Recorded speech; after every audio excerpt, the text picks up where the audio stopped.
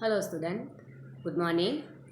Standard 10 subject Hindi, poem number 5 Mirabai के पद। विद्यार्थी मित्रों, हम लोगों ने उस दिन मीराबाई के पद का एक पद हमने लिया था। मीराबाई इस पद में कहती है कि मेरे तो गिरधर गोपाल दूसरा कोई नहीं है। मीराबाई ने सबका त्याग किया, भाई सखी सगा संबंधी सबको छोड़ दिया और एकमात्र कृष्ण भक्ति करने में तल्लीन हो गई। साधुओं के साथ बैठकर मीरा ने लोकलाज छोड़ दी और मीरा कृष्ण भक्ति करने में मग्न हो गई। मीरा भगत देखकर राजी हुई और जगत देखकर रोने लगी। जगत में फंसे हुए लोगों को देखकर रोने लगी।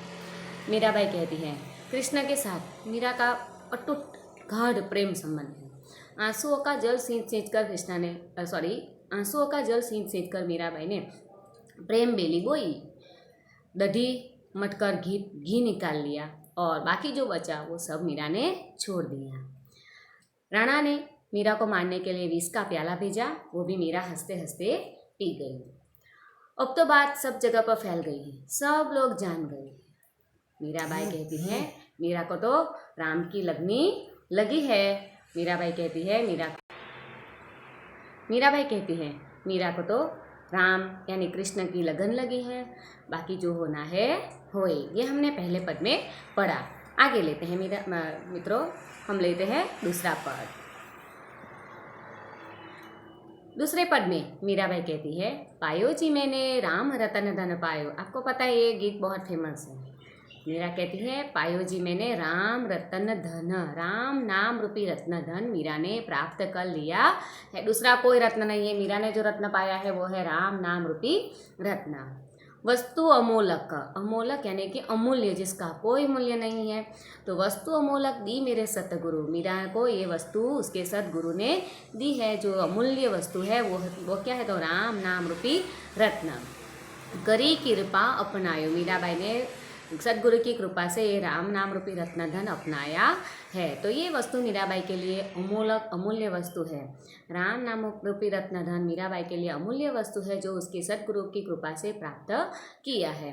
राम नाम रूपी रत्न धन, दूसरा कोई धन नहीं है, न हीरा न मोती न धन वैभव, कुछ भी नहीं, खाली राम नाम रूपी रत्न। जो राम नाम को मीरा ने एक रत्न बताया है, जो मीरा ने सदगुरु की कृपा से पाया है।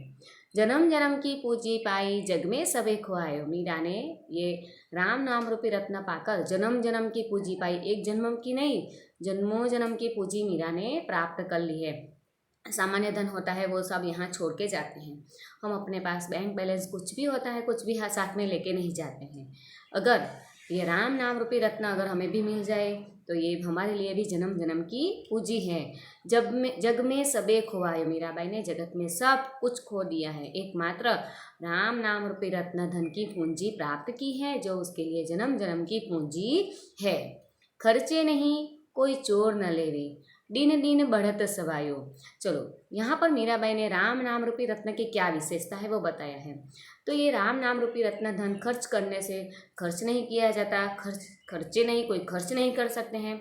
कोई चोर न लेवे, कोई चोर चोरी कर सकता नहीं है।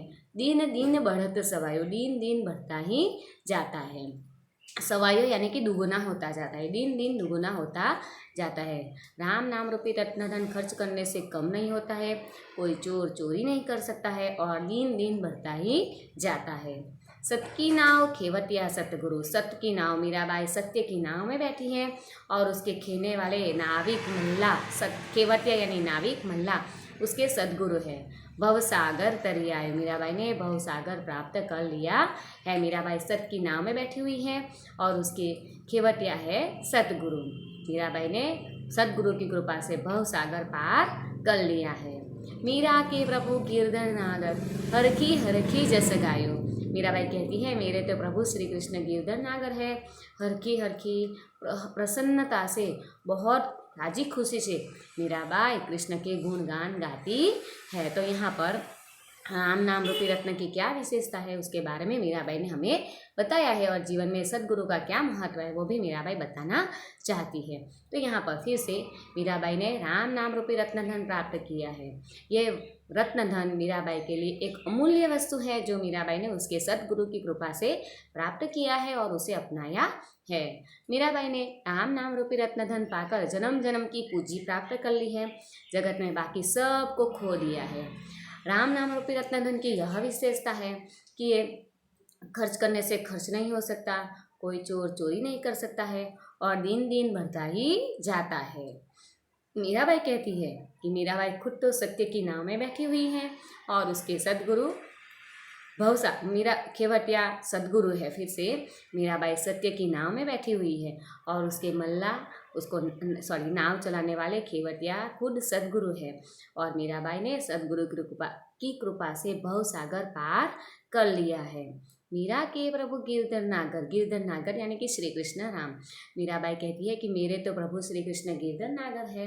हरखी हरखी जस गायो, मीराबाई हरखी हरखी प्रसन्नता से कृष्ण के राम के गुणगान गाती है। चलो हम लेते हैं तीसरा पद। मीराबाई तीसरे पद में क्या कहती है? पग घुंघरू बांध मीरा नाचिरी पग घुंघरू बांध। तो यहाँ पर तीसरे पद में मीराबाई कृष्ण के प्रेम में इतनी दीवानी बन जाती है कि बाहर की दुनिया का भान भूल जाती है। तो वो कृष्ण की भक्ति करते करते पग घुंघरू बांध मीरा नाचिरी, पाँव में घुंघरू बांधकर मीराबाई नाचने लगती है। पग घुंघरू बांध, तो कृष्ण की भक्ति करते करते मीरा पाँव में घुंघरू बांधकर नाचने लगती है। लोग कहे मीरा हो गई बावरी, लोग कहे मीरा वही बावरी। मीराबाई को पाँव में घुंघरू बांधकर नाचते देखकर लोग उसे बावरी यानी कि पागल कहने लगे। क्या देखकर? मीराबाई को पाँव में घुंघरू बांधकर नाचते देखकर लोग उसे बावरी यानी कि पागल कहने लगे। सास कहे कुलनासिनी, उसकी सास उसे कुलनासिनी कहने लगे। मीराबाई की सास ने मीरा को पाँव में घुंघरू बांधकर नाचते हुए देखा तो उसने उसे कुल का नाच करने वाली यानी कुलनासिनी कहा। जहर का प्याला राणा जी ने भेजा, जहर का प्याला मीरा को ऐसे नाचते हुए देखकर लोग क्या बात करेंगे। राणा ने मीरा को मारने के लिए जहर का प्याला भेजा। पीवत मीरा हासिरी, वो भी मीरा हंसते हंसते पी गई। जहर का प्याला पीकर भी मीरा हंसने लगी। यानी मीराबाई कृष्ण की भक्ति में इतनी तल्लीन हो जाती है कि पाँव में घुंघरू बांधकर वो नाचने लगती है। उसको बाहर की दुनिया का पता ही नहीं रहता है। तो लोग मीरा को नाचते हुए देखा तो लोग उसे बावरी कहने लगे। सास उसे कुल का नाश करने वाले कहने लगे।